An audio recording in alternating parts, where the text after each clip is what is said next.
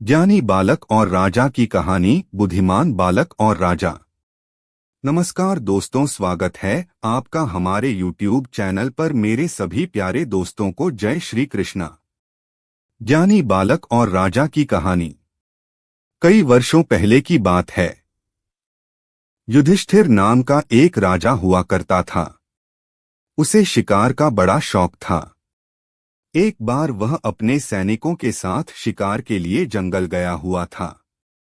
वो जंगल काफी घना था। शिकार की तलाश में वह जंगल में काफी अंदर तक चला गया था।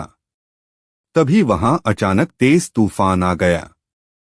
सब तितर-बितर हो गए। जब बारिश रुकी तो राजा ने देखा कि उसके आसपास कोई भी नहीं है।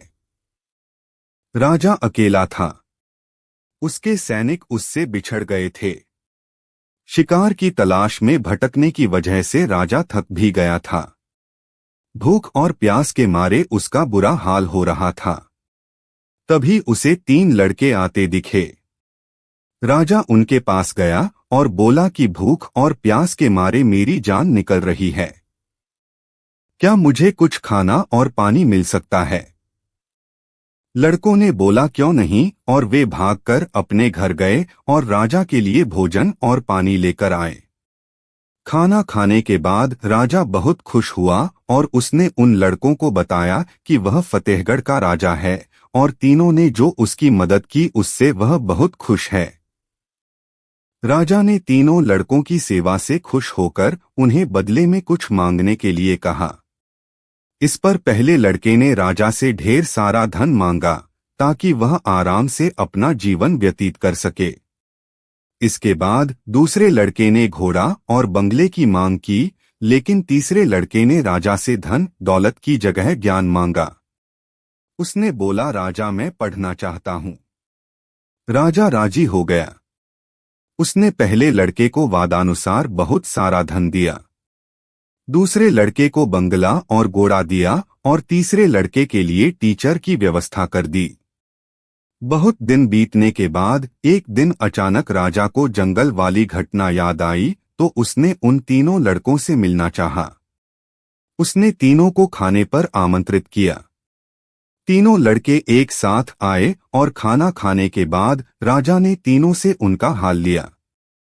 इस पर पहला लड़का दुखी होकर बोला, इतना धन पाने के बाद भी आज मैं गरीब हूँ।